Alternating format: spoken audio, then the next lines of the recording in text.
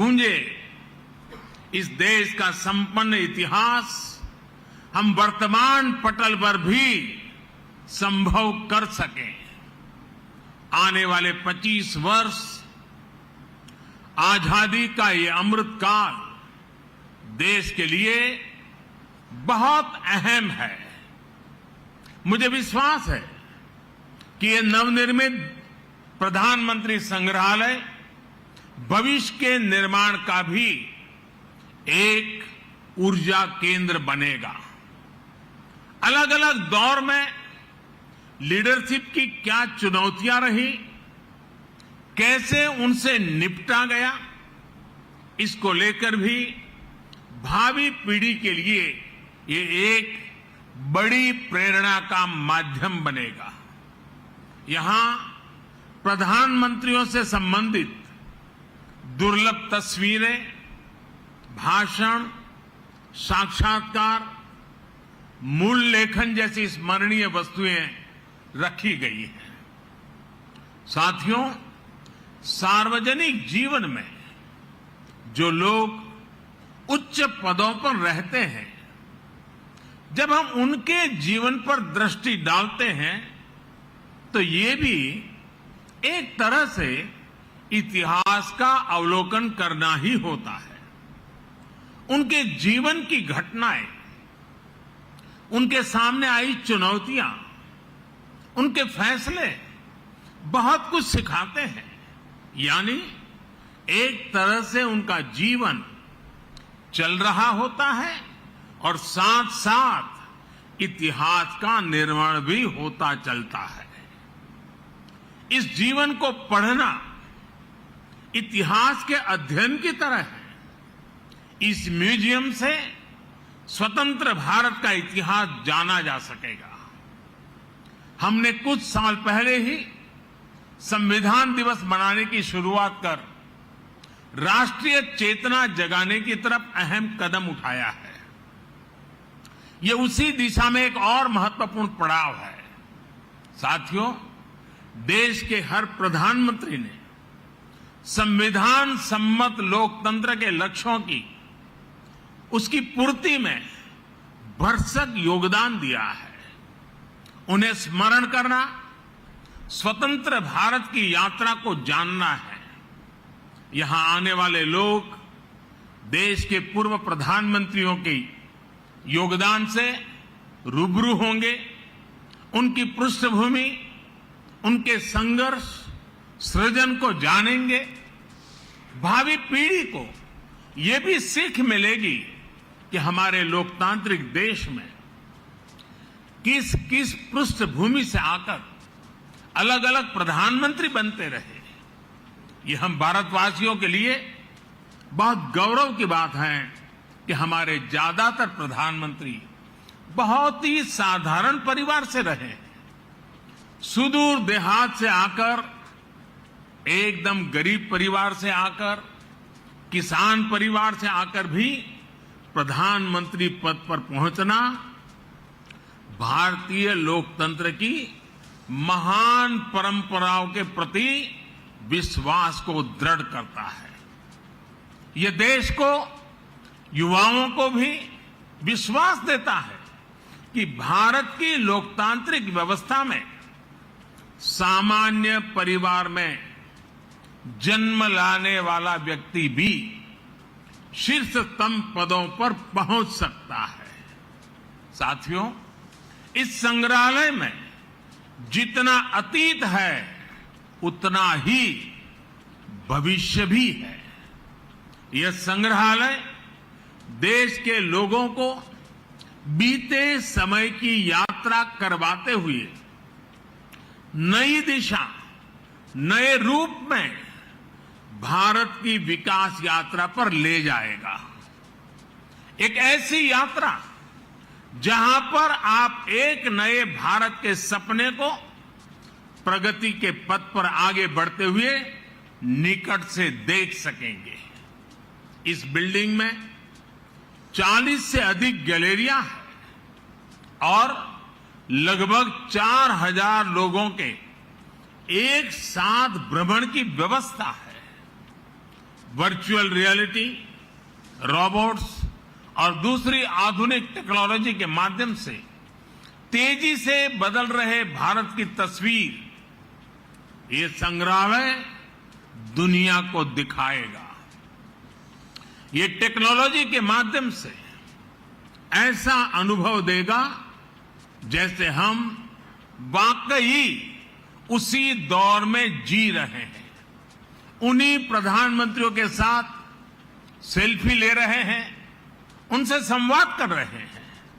साथियों, हमें अपने युवा साथियों को इस म्यूजियम में आने के लिए अधिक से अधिक प्रोत्साहित करना चाहिए। ये म्यूजियम उनके अनुभवों को और विस्तार देगा। हमारे युवा सक्षम हैं और उनमें देश को नई ऊंचाइयों तक ले जाने की क्षमता है। वे अपने देश के बारे में स्वतंत्र भारत के महत्वपूर्ण अवसरों के बारे में जितना अधिक जानेंगे, समझेंगे, उतना ही वो सटीक फैसले लेने में सक्षम भी बनेंगे। ये संग्रहालय आने वाली पीढ़ियों के लिए ज्ञान का, विचार का, अनुभवों का एक द्वार खोलने का काम करेगा। यहां आकर उन्हें जो जानकारी मिलेगी, जिन तथ्यों से वो परिचित होंगे, वो उन्हें भविष्य के निर्णय लेने में मदद करेगी। इतिहास के जो विद्यार्थी रिसर्च करना चाहते हैं, उन्हें भी यहां आकर बहुत लाभ होगा। साथियों, भारत लोकतंत्र की जननी है, मदर ऑफ डेमोक्रेसी है। भारत के लोकतंत्र की बड़ी विशेषता ये भी है कि समय के साथ इसमें निरंतर बदलाव आता रहा है। हर युग में, हर पीढ़ी में लोकतंत्र को और आधुनिक बनाने और अधिक सशक्त करने का निरंतर प्रयास हुआ है। समय के साथ जिस तरह कई बार समाज में कुछ कमियां घर कर जाती हैं, वैसे ही लोकतंत्र के सामने भी समय समय पर चुनौतियां आती रही हैं। इन कमियों को दूर करते रहना, खुद को परिष्कृत करते रहना भारतीय लोकतंत्र की खूबी है और इसमें हर किसी ने अपना योगदान दिया है। एकाध दो अपवाद छोड़ दें तो हमारे यहां लोकतंत्र को लोकतांत्रिक तरीके से मजबूत करने की गौरवशाली परंपरा रही है। इतिहास इसलिए हमारा भी ये दायित्व है कि अपने प्रयासों से हम लोकतंत्र को और ज्यादा मजबूत करते रहें।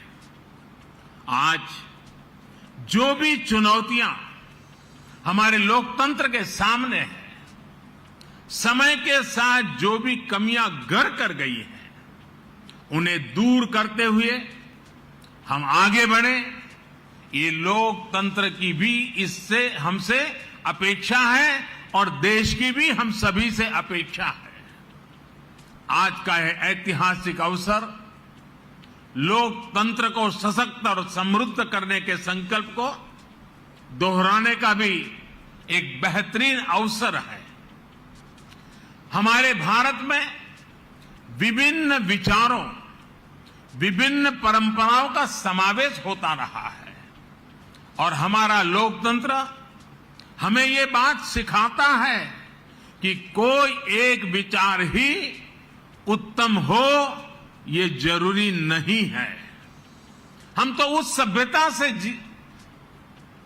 पले बड़े हैं जिसमें कहा जाता है, आनो भद्राः कृतवो यन्तु विश्वतः, यानी हर तरफ से नेक विचार हमारे पास आए।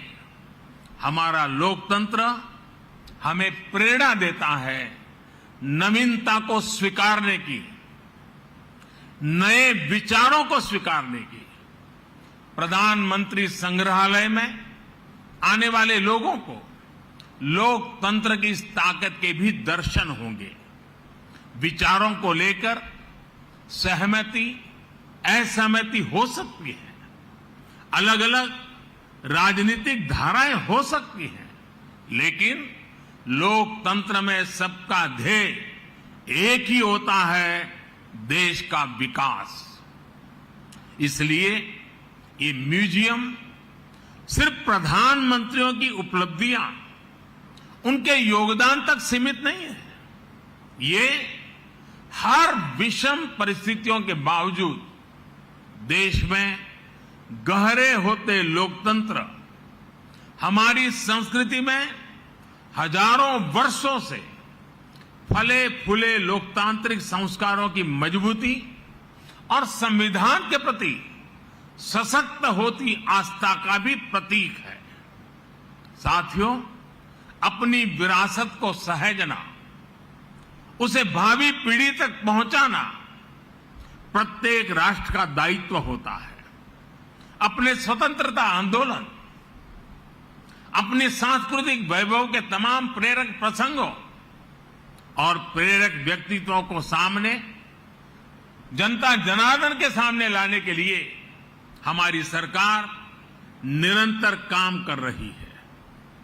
देश से चोरी हुई मूर्तियां और कलाकृतियों को वापस लाना हो, पुराने म्यूजियम का पुनर्निर्माण हो, नए संग्रहालय बनाना हो, एक बहुत बड़ा अभियान बीते 7-8 वर्षों से लगातार जारी है। और इन प्रयासों के पीछे एक और बड़ा मकसद है। जब हमारी नौजवान पीढ़ी ये जीवन प्रतीक देखती है तो उसे तथ्य का भी बोध होता है और सत्य का भी बोध होता है।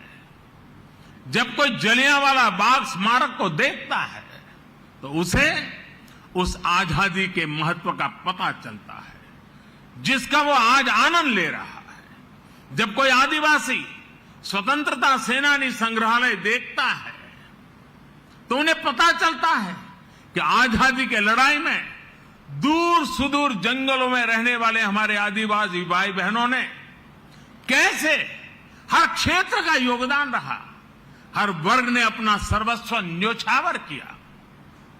जब कोई क्रांतिकारियों पर बने संग्रहालय को देखता है तो उन्हें एहसास होता है कि देश के लिए बलिदान होने का मतलब क्या होता है। यह हमारी सरकार का सौभाग्य है कि हां, दिल्ली में हमने बाबा साहब की महापरिनिर्वाण स्थली अलीपुर रोड पर बाबा साहब मेमोरियल का निर्माण करवाया है। बाबा साहब आंबेडकर के जो पंच तीर्थ विकसित किए गए हैं वो सामाजिक न्याय और अटूट राष्ट्र निष्ठा के लिए प्रेरणा के केंद्र है। साथियों, यह प्रधानमंत्री संग्रहालय भी लोगों द्वारा चुने गए प्रधानमंत्रियों की विरासत को प्रदर्शित करके सबका प्रयास की भावना का उत्सव मनाता है। इसका जो लोगो है उस पर भी आप सबका जरूर ध्यान होगा। प्रधानमंत्री संग्रहालय का लोगो कुछ इस तरह का है कि उसमें कोटि कोटि भारतीयों के हाथ चक्र को थामे हुए हैं। ये चक्र 24 घंटे निरंतरता का प्रतीक है, समृद्धि के संकल्प के लिए परिश्रम का प्रतीक है। यही वो प्रण है, यही तो वो चेतना है, यही वो ताकत है जो आने वाले 25 वर्षों में भारत के विकास को परिभाषित करने वाली है। साथियों, भारत के इतिहास की महानता से, भारत के समृद्धि काल से हम सभी परिचित रहे हैं।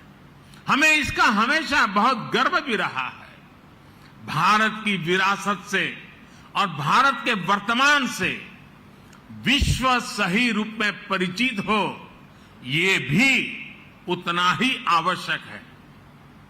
आज जब एक नया वर्ल्ड ऑर्डर उभर रहा है, विश्व भारत को एक आशा और विश्वास भरी नजरों से देख रहा है, तो भारत को भी हर पल नई ऊंचाई पर पहुंचने के लिए अपने प्रयास बढ़ाने होंगे। और ऐसे समय में आजादी के बाद के ये 75 वर्ष, भारत के प्रधानमंत्रियों का कार्यकाल, ये प्रधानमंत्री संग्रहालय हमें निरंतर प्रेरणा देगा। ये संग्रहालय हमारे भीतर भारत के लिए बड़े संकल्पों का बीज बोने का सामर्थ्य रखता है। ये संग्रहालय भारत के भविष्य को बनाने वाले युवाओं में कुछ कर गुजरने की भावना पैदा करेगा। आने वाले समय में यहां जो भी नाम जुड़ेंगे, उनके जो भी काम जुड़ेंगे, उनमें हम सभी एक विकसित भारत के सपने को साकार होने का सुकून ढूंढ पाएंगे। इसके लिए आज मेहनत करने का समय है। आजादी का ये अमृतकाल एकजुट, एक निष्ठ प्रयासों का है। देशवासियों से मेरा आग्रह है कि आप खुद भी आएं और अपने बच्चों को भी इस म्यूजियम का दर्शन कराने जरूर लाएं। इसी आमंत्रण के साथ, इसी आग्रह के साथ एक बार फिर प्रधानमंत्री संग्रहालय की बहुत बहुत बधाई देता हूं। धन्यवाद। बहुत बहुत धन्यवाद माननीय प्रधानमंत्री जी, आपके